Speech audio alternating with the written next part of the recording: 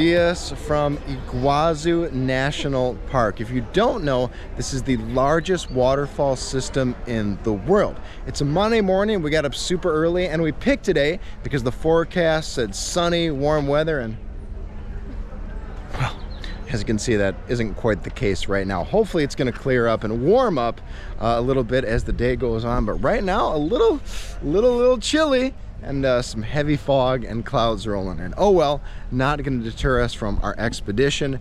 Just paid for our tickets. They were about 2,700 Argentinian pesos a piece, or just about 13-14 US dollars to enter the park.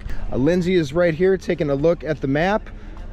We've heard the Devil's Throat is where we should start. We were told to get here early to beat the crowds. That's why we got here at the crack of dawn. The park opens at 8 o'clock and we want to be some of the first people through the door. Some things you can do here: you can take guided tours, you can take a variety of boat tours, helicopter tours, and if you come here and figure out that you want to do a second day at the park, make sure to keep your first ticket because they do give you a discount for the next day. There's a couple different options when it comes to exploring the park. We already talked about the boat ride. But there's also a series of trains that'll get you to different areas of elevation within the park. We don't want to take a train. We already took a train to the end of the world a few weeks ago in Ushuaia. Things can't get any better than that. If you want to see that video, click right up there. But we told them no, we want to walk, we want to explore this park on foot. So here we go. We also saw a bunch of signs warning us about things like pumas or jaguars. Fingers crossed we're not going to see any of those today. And if we do see them, hopefully we see them from a distance and not up close. Okay, we started out walking on something called the Green Trail. One of the workers here told us that this was the best way to get to the Devil's Throat. A lot of people lined up for those trains.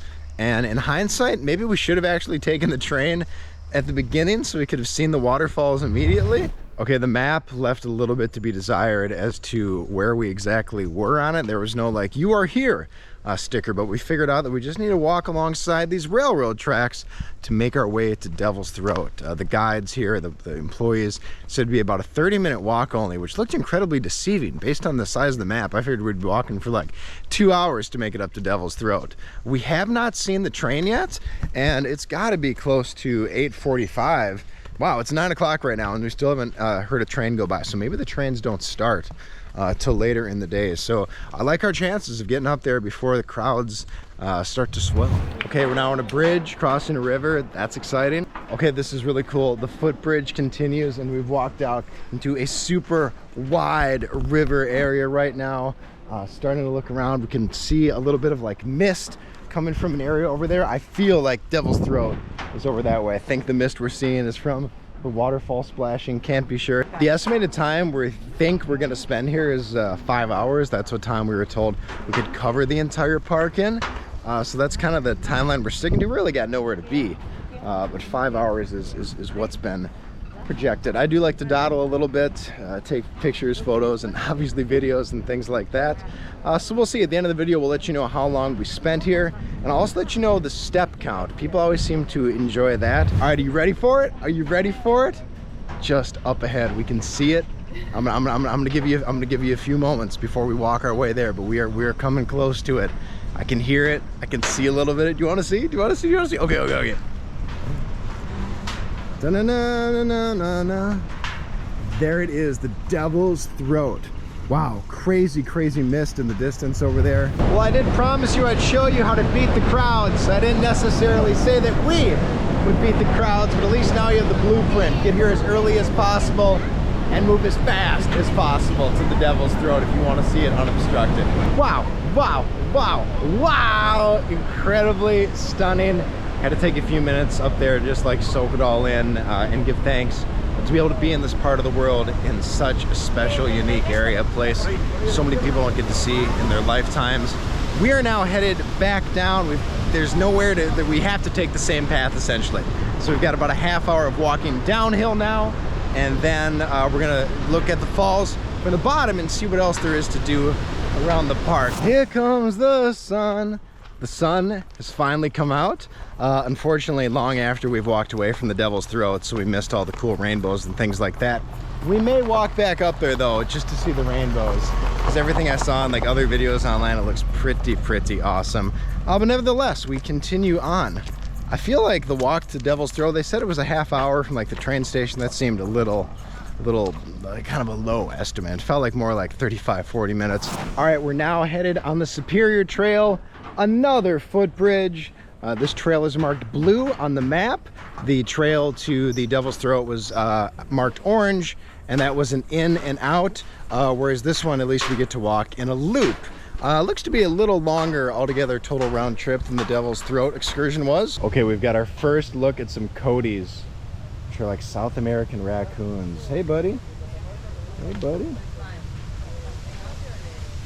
Okay, not even 5 minutes into the Superior Trail hike, and it's already infinitely more entertaining than the Devil's Throat hike was. That was just dirt roads and a bunch of trees and maybe a little bit river. Here, instant waterfall views almost right away, and then of course seeing those cool coatis. Yeah, I definitely feel like we're gonna be spending some serious time at the Superior Trail. Check this out. Again, this is the largest waterfall system in the world. I can't even begin to tell you how many waterfalls are here. I can't even guess, but we're walking to 3 waterfalls right now. They've all got their own individual names. Who remembers the names? The names don't matter. All that matters is the views we're about to get in. But if there's a specific waterfall you want to see, you can easily find it on the map, and that'll tell you how to get there. There's a ton of viewpoints all around the map too.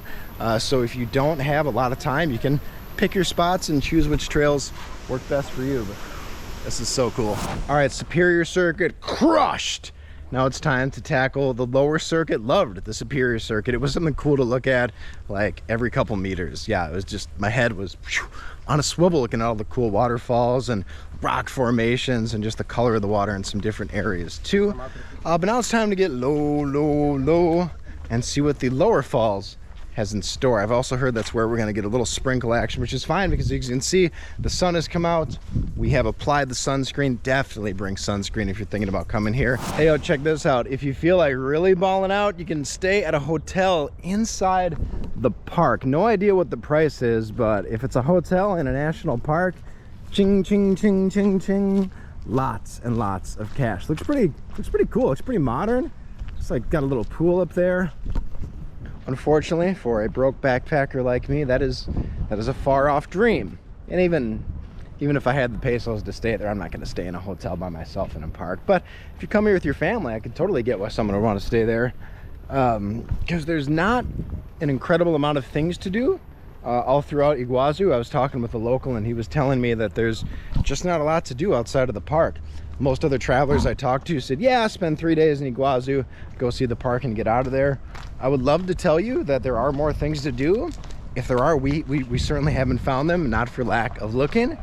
So yeah, if you just want to come and see the park, maybe the hotel is a good option for you. Down the stairs we go, and pretty soon down the stairs we're gonna have to go up. Incredible lower viewpoint of the Devil's Throat coming down this pathway here.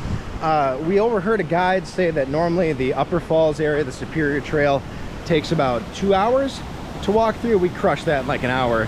They said this one takes about an hour and a half. So on that assumption, we'll be done in about 45 minutes. I'm not sure how well you can see them behind me, but all throughout many parts of Argentina, and especially here, you can see these gigantic condor birds looking for their next meal throughout the air. So cool. Because life isn't always about YouTube and making videos. I'm gonna take a few minutes to just put the camera down and really soak in the environment and reflect on how special this moment in time is and how fortunate I feel to be here.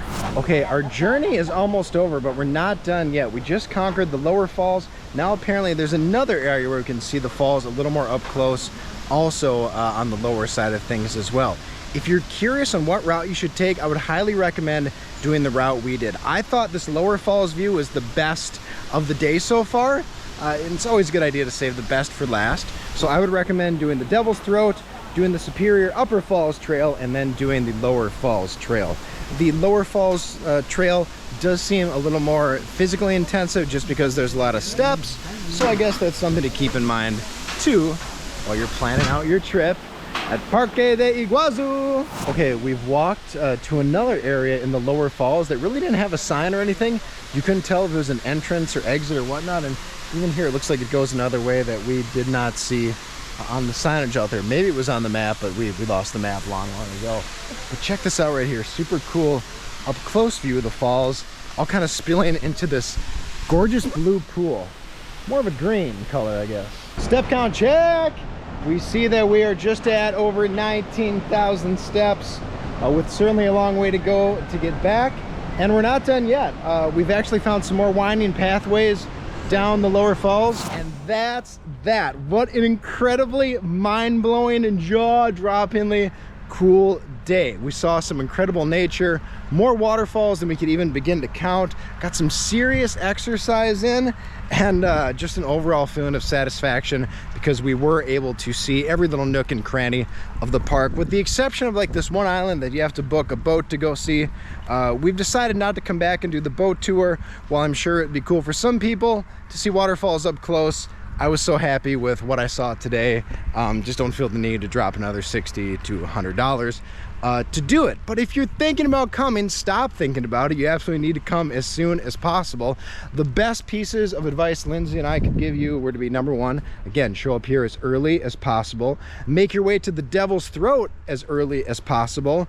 And I felt that the views on the lower level were some of my favorite. They were also the least crowded. So save that for the end. You know, if you have to, battle the crowd early and then let the rest of your journey just be peaceful. I don't even want to think about what Devil's Throat would be like now. Absolutely jam-packed. No reason to buy the tickets online.